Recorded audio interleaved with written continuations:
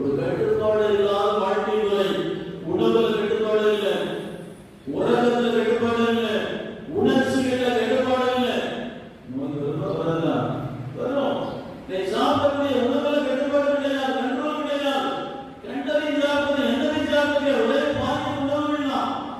சில பிள்ளைகளை பார்த்தீங்கன்னா 24 hours கிரைண்ட் ஓடிக்கிட்டே இருக்கு, அரைச்சிக்கிட்டே இருக்கிற சில பிள்ளைங்க உட்கார்ந்து அரைச்சிக்கிட்டே இருக்காம அரைச்சிக்கிட்டே இருக்கும்.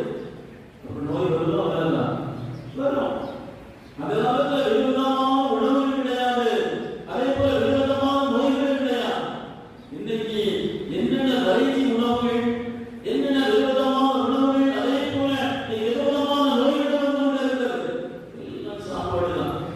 நோய் வருவதற்கு மூல காரணம் என்னது? நம்ம சாப்பிட்ட சாப்பாடு. சாப்பாடு ஒரு கண்ட்ரோல் கிடையாது, சாப்பாடு ஒரு தெளிவு கிடையாது. உறக்கம் ஒழுங்கு டைமுக்கு உறங்கி எழுதுறதால என்ன வரும்? நோய் வரும். வராதா? டெய்லி நைட்டு 10 மணிக்கு தூங்கினா 10 மணிக்கு தூங்க வேணும். காலையில் 5 மணிக்கு எழுமணும்னா டெய்லி 5 மணிக்கு எழுமணும்.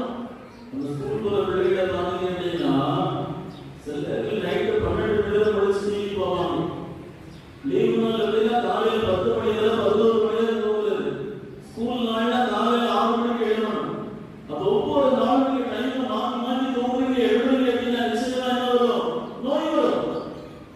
நிறைய புத்தகங்களை பார்க்கலாம், மாநில பிள்ளைங்க எல்லாம் என்ன பண்றது?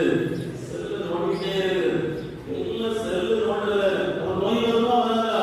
கண்டிப்பா வரும். அதான் சொல்லுவாங்க, நமக்கு நம்முடைய மக்களுக்கெல்லாம் பேங்க்ல அக்கௌண்ட் இருக்கோ இல்லையோ, எதுல அக்கௌண்ட் இருக்கு? ஃபேஸ்புக்ல அக்கௌண்ட் இருக்கு, இன்ஸ்டால அக்கௌண்ட் இருக்கு, ட்விட்டர்ல அக்கௌண்ட் இருக்கு. பிள்ளைகளுக்கு எல்லாரும் அக்கௌண்ட் ஓபன் பண்றது. பிரச்சனை வருமா வராதா? நோய் வருமா வராதா?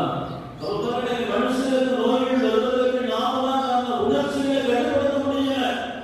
சில ஆளை பார்த்தா உங்களுக்கு அவ்வளவு எரிச்சல், கோபமா வருது. உங்களுக்கு பிரஷர் வருமா வராதா? நிச்சயமா வரும். அடுத்த நபர் உங்களால் மன்னிக்க முடியல, அப்படியே காரணமா இருக்கீங்க. நோய் வருமா வராதா? நிச்சயமா வரும். இப்போ உணர்ச்சிகளை கட்டுப்படுத்த முடியல அப்படின்னா